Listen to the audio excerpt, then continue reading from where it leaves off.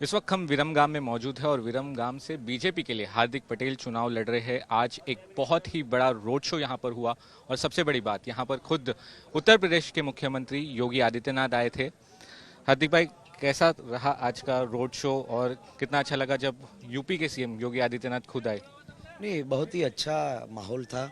लोगों में उत्साह भी था और उत्साह उस बात का था कि नाथ परंपरा के सबसे बड़े संत जब विरमगांव की इस पवित्र धरती पे आते हैं तो स्वाभाविक है कि नौजवानों और महिलाओं में एक उत्साह रहता है। तो आज जब वो यहाँ पर आए तो जो जनसैलाब था वो जनसैलाब योगी आदित्यनाथ जी की लोकप्रियता का भी था और भारतीय जनता पार्टी की जीत का विश्वास भी था। जो जीत का विश्वास नरेंद्र भाई मोदी ने यहाँ की जमीनों पर रखा है, जो भरोसा लोगों में डाला है, वो भरोसा आने वाले 25 साल तक कैसा रहना चाहिए गुजरात, उस बात की विजय का ये चुनाव होगा।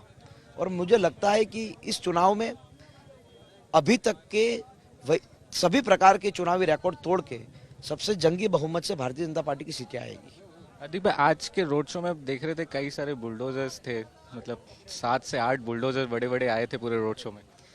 नौजवानों की इच्छा थी कि बुलडोजर लेके आना है। हार्दिक भाई, मैंने कहा आइए, कोई दिक्कत नहीं है। और बुलडोजर एक योगी आदित्यनाथ जी के साथ जुड़ा हुआ एक शस्त्र हो गया है। जैसे कि तो इच्छाएं थी लोगों की, तो हम किसी को मना नहीं कर सकते। मैंने तो कहा कि अच्छा है, बुलडोजर लेकर आइए और इसी बुलडोजर से अगर अपने विरमगांव का कुछ अच्छा होगा तो बुलडोजर यहाँ भी चलेगा। बुलडोजर से फायदा होगा विरमगाम में नहीं, पूरे गुजरात में। अगर किसी तहसील को सुंदर और बेहतर बनाने के लिए बुलडोजर चलाने पड़े तो चलाने चाहिए। सही है। अच्छा हार्दिक भाई, पहली बार चुनाव लड़ रहे, थोड़े बहुत जब एग्जाम के लिए भी कोई जाता है तो थोड़ा नर्वस होता है। आप थोड़े नर्वस है कि पहली बार चुनाव लड़ रहे, बहुत कुछ स्टेक पे है? मैं कभी नर्वस रहा ही नहीं, क्योंकि पढ़ाई पूरी रात करता था, 50% ही आता, ना करता फिर भी 50 ही आते। लेकिन इस मामले में अव्वल हो। आज बीजेपी का संकल्प पत्र आया है और उस संकल्प पत्र की अगर जो बात करें तो कांग्रेस इसे बोल रहे कि धोखा पत्र है, ये संकल्प पत्र नहीं है, धोखा पत्र है। इसको आप कैसे देखते हैं? कांग्रेस का संकल्प पत्र जो था वो गुजरात को गुमराह करने वाला संकल्प पत्र था। और कांग्रेस को तो संकल्प पत्र लिखने की आदत पड़ गई है, क्योंकि उनको पूरा नहीं करना। सात चुनाव से संकल्प पत्र ही लिख रही है और हमने तो जो संकल्प पत्र दिए उसको पूरे किए।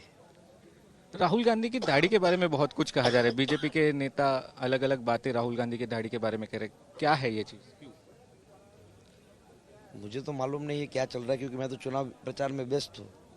लेकिन राहुल गांधी जी के बारे में मैं इतना जरूर बता सकता हूँ कि अभी उनको भारत जोड़ो यात्रा में जिस मेघा पाटकर ने मेरे गुजरात में मां नर्मदा का पानी लाने के लिए विरोध किया था, उसको लेकर घूम रहे हैं।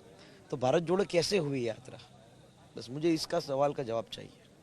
एक सबसे इंपॉर्टेंट चीज़ है यूनिफॉर्म सिविल कोड के जो रिकमेंडेशन है उसका इम्प्लीमेंटेशन होगा। ओवैसी कह रहे हैं कि अगर ये चीज़ इम्प्लीमेंट होती है तो ये मुस्लिम और दलित विरोधी है, ये सिर्फ हिंदुत्व कार्ड खेल रही है बीजेपी चुनाव के लिए। ओवैसी कोई भी फैसला हो भारत सरकार का, उसका विरोध ही करते हैं। भारतीय जनता पार्टी का विरोध करने के लिए ही तो ओवैसी जी है। अच्छा है, उनको हक है, करते रहे। लेकिन यूनिफॉर्म सिविल कोड लागू होगा और सबको समान अधिकार दिलाया जाएगा।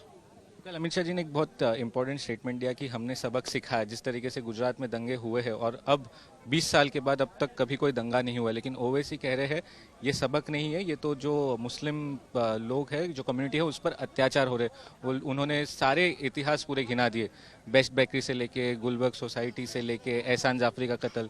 किस तरीके से देखते हैं आप इसको? देखिए, दो चीज़ समझ लीजिए कि गुजरात में कांग्रेस के कुछ नेताएं हर वक्त दंगे कराने का काम करते थे और 2002 में भारतीय जनता पार्टी ने उस दंगों को रोकने का काम किया है। सुप्रीम कोर्ट ने भी क्लीन चिट दिया है। तो स्वाभाविक है कि उस दंगे में हमने सख्त कार्यवाही की थी। जिन्होंने भी गुजरात की अस्मिता को नुकसान पहुंचाने का काम किया, हमने उस पर सख्त कार्यवाही की है। और नरेंद्र मोदी जी के नेतृत्व में गुजरात का सुशासन जो स्थापित हुआ है, उसके पीछे का एक ही कारण है कि सशक्त नेतृत्व। आम आदमी पार्टी के बारे में क्या कहे? वो कह रहे हैं कि एक साथ ऐसे चुनाव ला दिए कि ना यहाँ के रहे ना वहाँ के रहे। आम आदमी पार्टी नई नई जो इच्छाएं अपनी यहाँ दिखा रही है, दिखाने दीजिए। लोगों को मालूम है कि गुजरात की जनता भावनात्मक और धार्मिक मुद्दों को स्ट्रांगली रखती है। इसी आम आदमी पार्टी ने ब्रह्मा विष्णु महेश को भगवान मानने से इनकार कर दिया था। तो फिर गुजरात के लोग आम आदमी पार्टी को कभी स्वीकार नहीं करेंगे। आम आदमी पार्टी लग रही है आपको कहीं ना कहीं बैकआउट कर दिया पिछले कुछ हफ्तों में? पूरा डेंट हो रहा है उन लोगों का। क्यों हो रहा है? क्योंकि वो गुजरात के विरोधी है, वो आज गुजरातियों को पता चल गया है। आखिरी सवाल हार्दिक भाई, कितनी सीट्स आएगी बीजेपी की? 150 से अधिक। बहुत बहुत शुक्रिया हमसे बात करने के लिए। कैमरा पर्सन साजिद आलम के साथ सौरभ वक्ता है ना, विरमगाम आज तक।